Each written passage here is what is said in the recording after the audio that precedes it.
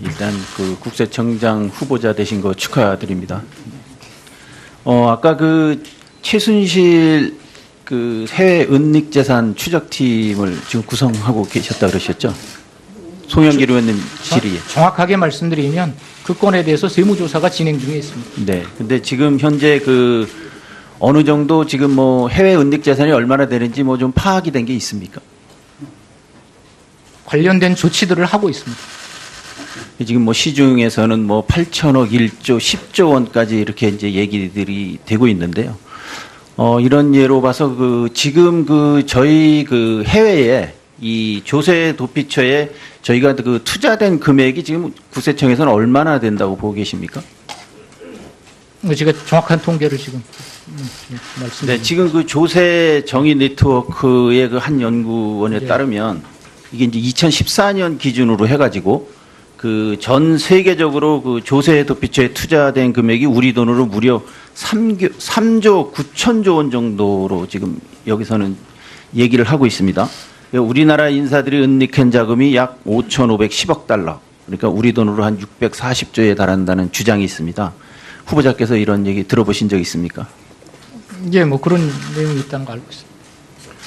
그 조세 도피처를 그 2013년부터 그 취재해온 그 독립언론 그 뉴스타파라고 아시죠? 그 뉴스타파에 따르면 그 조세 도피처로 흘러간 그 640조 원, 2014년 OECD 기준 한국의 그 조세 부담률 18%만 적용해도 세수가 우리가 한 115조 원가량 늘었을 것이다. 이렇게 얘기하고 있습니다. 그 115조 원이면 무려 우리 온 국민에게 한 사람당 230만 원씩 지급하고도 남는 돈입니다. 이 역의 탈세 추징의 중요성, 이 부분에 대해서 후보자님 어떻게 생각하십니까? 예, 지금 좀 전에 그 뉴스타파 말씀하셨는데 그 뉴스타파에서 언론에 공개하는 것보다 저희가 선제적으로 더 큰 용량의 데이터를 이미 파악을 해서 조치를 했고요. 또 역의 탈세 문제는 저희 국세청에서 가장 핵심 과제로 해서 추진하는 그런 업무입니다. 그 지금 후보자님께서도 역의 탈세 부분에 대해서 좀 그 국세청에서 일을 하신 적이 있으시죠? 예, 그렇습니다. 예. 그래 이제 그 어쨌든 그런 부분에서 지금 국세청에서 2016년도 그 자체 평가 결과 보고서에 따르면 그 역의 탈세 추징액이 탁월이라는 평가를 받고 있어요. 그래 2016년 그 징수 금액이 한 1조 645억 원으로 그 상당한 그 의지를 가지고 추징해 왔다 이렇게 그 말씀들을 많이 하십니다. 다만 그 역의 탈세는 그 나날이 진흥화되고 복잡화되고 있습니다. 그래서 그 조세 도피처를 이제는 뭐 2번, 3번 경유하는 것은 기본이고 외화 밀반출, 그다음에 자금 세탁, 그다음에 위증징역까지 그 수법이 참 대담해지고 있습니다. 이에 대해 후보자께서는 국세청장이 되신다면 이 역의 탈세에 대한 부분을 어떻게 대응하실 계획이십니까? 예, 역의 탈세 문제는 참으로 저희가 가장 중요한 과제이지만 또 동시에 참 추진하기도 고난도의 작업입니다. 첫째는 잘 아시는 것처럼 해외 금융계좌 신고 대상을 확대하고 해외 투자 자료 미제출자에 대해서 과태료를 인상하는 등 그 인프라를 확충하고 또 말씀하신 대로 저 페이퍼 컴퍼니나 해외 차명 계좌 등에서 정보 수집을 강화하고 또 정보 수집하고 관련된 국제 공조도 강화해 나가겠습니다. 그리고 엄정하게 세무조사를 하도록 하겠습니다. 네, 그래서 역의 탈세 근절을 위해서 그 인력과 예산 이런 것들의 그 확충하는 것이 우선적으로 이루어져야 된다고 보는데요. 그 다만 그 역의 탈세 정보 담당관실만 놓고 보면 2011년 이후 그 신설된 이후에 그 인력상 그 획기적인 증편이 전혀 없었습니다. 그래 이런 인력이 지금으로서는 굉장히 좀 부족하다는 생각이 들고요.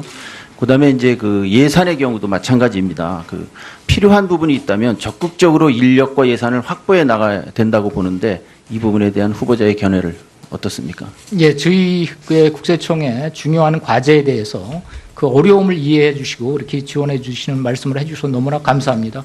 앞으로 저희도 이런 분야에 인력과 예산을 늘리는데 힘쓰겠습니다.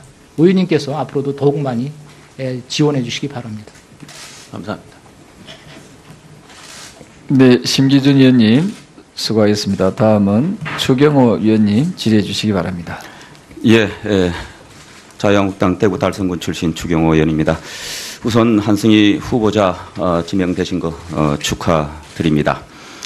징세행정 관해서 철학을 좀 여쭙겠습니다. 문재인 정부에서 아시다시피 공공부문의 비정규직 제로, 성과연봉제 폐지 등이 발표되어서 이제 공공부문 천국이 되는 거 아니냐 이런 우려가 제기되고 있고, 소위 말하는 철밥통이 더 때깔나는 철밥통 되는 거 아니냐 이런 걱정들이 많습니다. 그리고 정부가 최대 고용주가 되겠다고 공언을 하고 있고, 각종 포퓰리즘식 재정 지출 확대 방안이 발표되고 있습니다. 큰 정부 재정 지출 확대 지향 사고에 대한 많은 우려가 제기되고 있습니다. 그런데 일반적으로 경제 전문가들이 현재 우리 경제가 2% 후반대 성장, 그리고 1 내지 2% 물가 상승, 이렇게 보면 대체적으로 세수 증가율은 한 4% 내외 될 것이다. 그런데 문재인 정부는 공약을 통해서 매년 7% 수준의 재정 지출 증가 이야기를 했습니다. 이렇게 되려고 그러면은 세금을 인상하거나 국가 부채를 늘리거나 징세 행정을 강화하거나 이런 조합이 있을 수 있습니다. 그런데 아시다시피 징세 행정 강화는 규모는 크지 않겠지만 현장 고통이 굉장히 클 수가 있다. 그래서 새 정부에서 세출 규모는 크게 잡았는데 세수 확보는 충분치 않고, 또 정세는 여러 정치 일정 등을 감안하면은 정세도 쉽지 않을 것으로 보입니다. 당분간은. 그러면은 오늘 후보자 모두 발언에서 재정 수요를 뒷받침하는 국세청의 역할 어느 때보다 중요하다. 청장 후보자로서 무한한 사명감을 느끼며 무엇보다도 재원 조달을 최우선 과제로 추진하겠다. 이렇게 했는데, 이 국세청장이 조금 전에 말씀드린 이런 여건을 감안해서 세수 확보를 위해서 징세 행정 대폭 강화할 그런 요량이십니까? 그런 철학을 갖고 계십니까? 예, 그 부분에 대해서 분명히 제 입장을 말씀드리겠습니다. 기본적으로 저희는 세무조사라든지 또는 사후검증과 같은 그런 납세자한테 부담이 가는 그런 부분들은 줄여나가자는 방향입니다. 다만 기업의 그 성실신고를 촉진할 수 있는 지원하는 이런 기능을 확대해 나가겠습니다. 그리고 자체적으로 아니, 재정 수요를 뒷받침하는 징세행정 강화하겠느냐 이런 철학을 이야기를 하셨는데, 경제 상황에 따라서 그 관련 규정에 따라서 세금은 거두는 거지 재정 수요를 뒷받침해서 국세청장의 역할이 중요하다. 재원 조달을 최우선 과제로 추진하겠다. 이게 지금 국세청장의 철학으로 적절하다고 생각을 하십니까? 말씀하신 대로 기본적으로 세법에 근거해서 세수가 들어오는 것이고 그렇습니다. 단지 지금 상황이 국가 재정이나 이런 문제를 국세청 입장에서 무리 없이 차질 없이 뒷받침하는 것이 중요하다는 이런 말씀을 드립니다. 제가 분명히 말씀드리건데, 세수는 경제를 살리고 경제가 활력이 있을 때 자연스럽게 세수는 증가된다. 징세 행정으로 세수를 확보하려는 그런 생각은 절대 적절치 않은 국세청장 후보로서의 사고다. 분명히 말씀드리니까 유념하시기 바랍니다. 다음 정치 목적의 특별 세무조사 관련입니다. 역대로 검찰, 국세청, 그다음에 금융감독원, 공정거래위원회, 흔히 말하는 권력기관이라고 이야기를 합니다. 문재인 대통령 집무실에 일자리 상황판 설치해서 재벌 기업별 일자리 체크한다고 합니다. 경총에 대해서 비정규직 발언 후에 반성문 쓰라고 하는 그런 정부입니다. 요즘 재계 눈치 보기가 최고조입니다.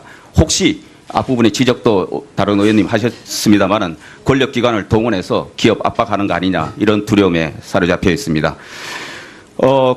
과거에 근자는 아닙니다만 흔히들 정권하고 말 잘 통하는 사람 국세청장 임명하고 엄밀한 보고 지휘 관계에 있다 이런 얘기도 있습니다. 후보자는 평생 국세행정 전문가로 발탁이 됐다고 생각을 하시죠? 정권하고 특수관계에 있는 거 아니시죠? 예. 그러시면은 국세청장이 되어 가지고 앞으로 될 경우에 정치권 또는 청와대로부터 조세 탈루 의혹 등의 미명하에 특정 기업에 대해서 정치적 세무조사 요구받았을 때 어떻게 대응하실 것입니까? 세무조사 등 국세행정 운영은 조세 목적 외의 요인으로 운영되어서는 절대로 안 된다는 것이 저희 평소의 소신입니다. 그러니까 정치적 세무조사 절대 응하지 않는다는 거죠? 네, 그렇게 말씀드릴 예. 수 있습니다. 그러면 후보자가 국세청장이 만약에 된다면 직원들도 직관적으로 혹시 이건 제가 기호 말씀을 드립니다. 혹시 그러한 정치적 압력이 있을 경우에 구조적으로 이게 막을 필요가 있다고 생각합니다. 국세청장이 되시면 그런 일을 사전에 방지하기 위해서 예를 들어 청와대 등 다른 정치권 권력기관으로부터 국세청에 대해서 정치 세무조사 이런 이야기가 있을 때 이것을 전 직원이 또는 청장 본인이 이러한 지시 관련해서 기록을 유지하게 한다. 이걸 증명하실 용의가 있습니까? 그러면 구조적으로 차단할 거거든요. 네, 말씀하시는 취지는 이해를 하겠습니다.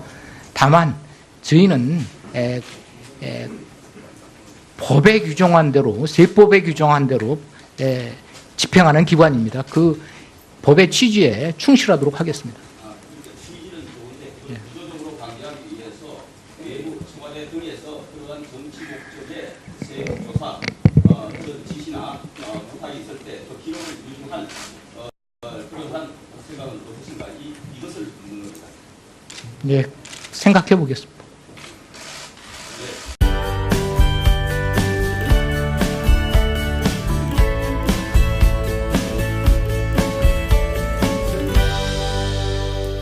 일단 그 국세청장 후보자 되신 거 축하드립니다.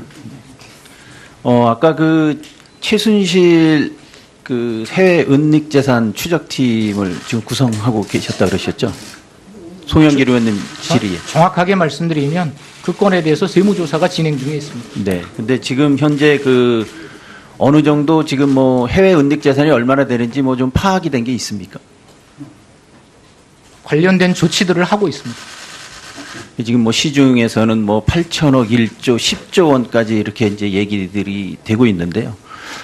이런 예로 봐서 그 지금 그 저희 그 해외에 이 조세 도피처에 저희가 그 투자된 금액이 지금 국세청에서는 얼마나 된다고 보고 계십니까?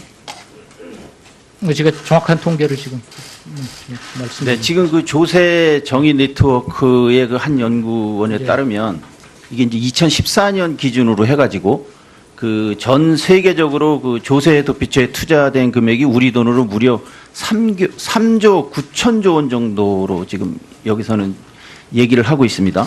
우리나라 인사들이 은닉한 자금이 약 5,510억 달러. 그러니까 우리 돈으로 한 640조에 달한다는 주장이 있습니다. 후보자께서 이런 얘기 들어보신 적 있습니까? 예, 뭐 그런 내용이 있다는 거 알고 있습니다. 그 뉴스타파에서 언론에 공개하는 것보다 저희가 선제적으로 더 큰 용량의 데이터를 이미 파악을 해서 조치를 했고요. 또 역외 탈세 문제는 저희 국세청에서 가장 핵심 과제로 해서 추진하는 그런 업무입니다.